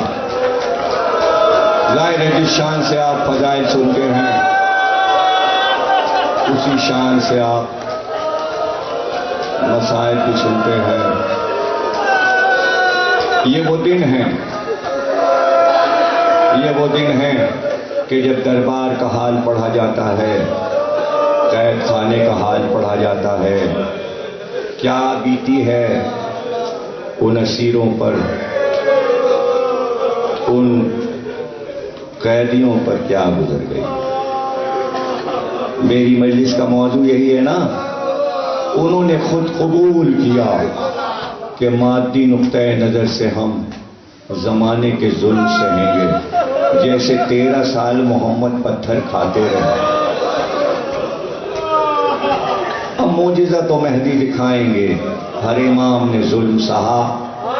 تو یہ رونا اسی بات کا ہے کہ ہمارے ائمہ اگر چاہتے تو معجزات سے جبر اختیار کر کے انہیں سزائیں دے دیتے، لیکن ان کی ہدایت کے لیے انسانی شکل میں رہ کر انسانی راستوں سے ہدایت کی، مگر انسان ان کی عظمت نہیں سمجھے، اسی کا تو رونا ہے۔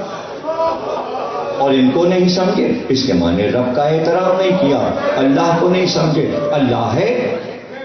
اللہ ہے اور اس کی بارگاہ میں ہم بیٹھے یہی کہہ رہے ہیں، پروردگار تیری توحید سلامت، کائنات پہ تیری بڑائی سلامت، تیری بزرگی سلامت۔ لیکن کیسے؟ یہی لوگ تو تھے جو بازاروں میں گئے، قید خانوں میں گئے، تو کس کے لیے سکینہ رو رہی تھی؟ کس کے لیے سکینہ رو رہی تھی؟ یہ چھوٹی سی بچی کیوں تڑپتی تھی؟ کیوں تڑپتی؟ حسین جب جا رہے تھے ایک جملہ سکینہ نے اور کہا تھا، بابا کوئی راستہ ہے مدینے پہنچا دیجیے، ہمارے جد رسول خدا کی قبر پہ پہنچا دیجیے۔ کہا سکینہ راستے بند ہیں، راستے بند ہیں۔ تو مدینہ یاد تو آتا تھا نا سکینہ، کل میں نے کہا تھا نا 18 تک بی بی کا ذکر ہوگا۔ اس پورے عشرے میں ہم روزانہ تھوڑا تھوڑا ذکر اپنی لنی شہزادی، اپنی اس مخدومہ کا ذکر کرتے ہیں، بی بی کا ذکر کرتے ہیں۔ اللہ اللہ، باپ جسے اتنا چاہے، چچا اتنا چاہے، بھائی علی اکبر جسے اتنا چاہے، اور وہ سکینہ عصر عاشور کے بعد بے سہارا ہو جائے۔ محبت کی سطح جیسے علم کی سطح نہیں ناپی جا سکتی، محبت کی سطح بھی کوئی ناپ نہیں سکتا۔ مکے سے سفر حسین کا کربلا تک جو تھا، تو راستے میں جس بستی اور شہر سے گزرتے وہاں کے سوداگر آتے تھے، اور جو بڑے سردار لوگ گزرا کرتے تھے ان کے پاس ضرور آتے تھے کہ رقم زیادہ ملے گی اور انہیں چیزوں کی ضرورت ہوگی۔ کپڑے والے آتے، پھل والے آتے، کھانے والے آتے، سنار آتے، زیورات بیچتے ہوئے آتے۔ اور جب یہ پتہ چلا انہیں کہ بہت بڑا قافلہ ہے اور خواتین بھی ساتھ جا رہے ہیں، کئی بستیوں میں سنار آ گئے، جناب عباس نے آ کر کہا کہ کچھ سنار آئے۔ آپ نے کہا بلا لو، بلا لو۔ وہ آ گئے، انہوں نے اپنے سارے زیورات سامنے رکھ دی، ایک ایک زیور اٹھاتے جاتے تھے۔ یہ ہم نے لے لیا، عباس یہ لو، یہ ہم نے لے لیا، عباس یہ لو، ان کو رقم دے دو، انہیں رقم دے دو۔ دیکھا موتیوں کے 2 بندے رکھے،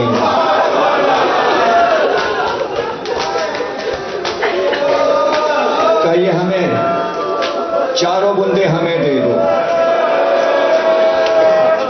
ہاتھوں ہاتھوں کے کڑے ہیں ہمیں دے دو، یہ پیروں کی پاجیب ہمیں دے دو، یہ دے دو ہمیں، سب خرید لیا، یہ گلے کا گلوبن ہے۔ عباس اب یہ جاؤ میری بہن زینب کو دے دو، گلے میں یہ گلوبن پہن، یہ بندے ام کلثوم کو دے دو، کانوں میں پہن، یہ ہاتھوں کے کڑے ام لیلا اور یہ ام رباب کو دے دو، اور یہ پاجیب کبرا کو دے دو، اور یہ موتیوں کے بندے مجھے دو، یہ کہہ کے جیب میں قبا کے رکھ لیے، اور اب خود اٹھے خیمے میں گئے، دو بندے جیب سے نکال کر سکینہ کے کام میں پہنچے۔ ابھی میں مسائل پڑھوں گا، میں بہت سمجھا کے پڑھتا ہوں تاکہ آپ کے سمجھ میں چاروں طرف سے ہر بات سمجھ میں آ جائے، کہیں شک نہ ہو۔ یہ مسائل ہے، روتے بھی رہیے، سنتے بھی رہیے، سمجھتے بھی رہیے، وہ یہی مسائل ہیں۔ اور دو بندے جیب میں رہے، اور پھر ایک منزل ایسی آئی کہ جہاں مسلم کے مرنے کی خبر آئی، رونے کی آوازیں آئیں، خیمے میں گئے، یتیم بچی مسلم کی، وہ بھی 4 سال کی تھی، گود میں بٹھایا، دو بندے اور نکالے، اس کے کان میں پہنا دیے، اس نے منہ دیکھا، کہا ایسی شفقت، یہ تو یتیموں پہ ہوتی ہے شفقت، کہا مجھے باپ سمجھو، بچی سمجھ گئی، روتی گوش سے اتر گئی، ماں سے لپٹ گئی، کہا بابا مارے گئے، مسلم کا ماتم شروع ہو گیا۔ کیا حسین کے گھر کی عورتوں کو زیورات کی ضرورت تھی؟ یہ بار بار مسائل میں کیوں آتا ہے؟ بندے چھینے گئے، زیورات چھینے گئے، کڑے چھینے گئے، گلوبن چھینے گئے، یہ کیوں آتا ہے؟ دیکھ راز سمجھو گے؟ مادی نقطۂ نظر سے دفاع تھا، مادی، یہ طے کیا تھا ظالموں نے کہ بعد حسین عورتوں کو اور بچوں کو قتل کر دیں گے۔ حسین نے زیور اس لیے پہنائے تاکہ زیور لوٹ کر چلے جائیں، زینب کا گلا نہ کٹے۔ سمجھایا ہے بھائی، رونا بھی ہے اور سمجھایا بھی ہے تاکہ سکینہ کا گلا نہ کاٹا جائے، صرف بندے کھینچ کے چلے جائیں۔ ان کی زندگی اللہ کو چاہیے تھی، یہ ہے دفاع، یہ ہے دفاع۔ اللہ اکبر۔ اور پھر وہ خیمے میں در آئے اور چھین چھین کے لے گئے، اتارے نہیں، کھینچ کھینچ کے لے گئے، زخمی کر کے لے گئے، وہ زیور لے کے پاگلوں کی طرح بھاگتے ہوئے نکل گئے، خیمے جلا دیے۔ وہ چاہتے تو بڑا ظلم کر سکتے تھے، لیکن بیویوں کی زندگی چاہیے تھی۔ ہاں سکینہ بی بی سلامت رہو، حسین نے انتظام کر دیا، لیکن میں کہوں گا آقا آپ نے کانوں میں دودھ پہنائے تھے تاکہ سکینہ کی جان بچ جائے، مگر قید خانے میں تو بچی مر گئی۔ مولا اس کا کیا جواب؟ ہاں بس قید خانے تک ہم نے چاہا تھا کہ سکینہ زندہ رہے۔ سکینہ کا کام قید خانے تک تھا۔ اچھا بی بی کا کیا کام ہے؟ بی بی نے کیا کارنامے انجام دیے؟ بی بی نے مجلس پڑھنے کا طریقہ بتایا، دن ہو، صبح ہو، شام ہو، رات ہو، ہر طریقے سے بی بی بیان کر کے بتاتی تھی۔ شہداء کو رویا کیسے جاتا ہے؟ صبح ہوتی قید خانے کے دروازے کی سلاخوں کو پکڑ کے کھڑی ہو جاتی اور باہر آسمان کو دیکھتی رہتی، اور جب شام ہوتی زینب قریب آ جاتی، بیوی تھک گئی ہوگی، آؤ اب بیٹھ جاؤ، کب تک یہاں کھڑی رہو گی؟ نہیں پھوپھی اماں ہم تو بس یہ دیکھتے ہیں صبح کو سارے پرندے جاتے ہیں اور پھر ہم انتظار کرتے تو اماں یہ شام کو واپس آتے ہیں. پھوپھی اماں یہ پرندے روز کہاں جاتے ہیں اور پھر واپس آ کے کہاں جاتے ہیں؟ زینب نے کہا سکینہ یہ اپنے گھروں کو واپس جا رہے ہیں، شام ہو گئی.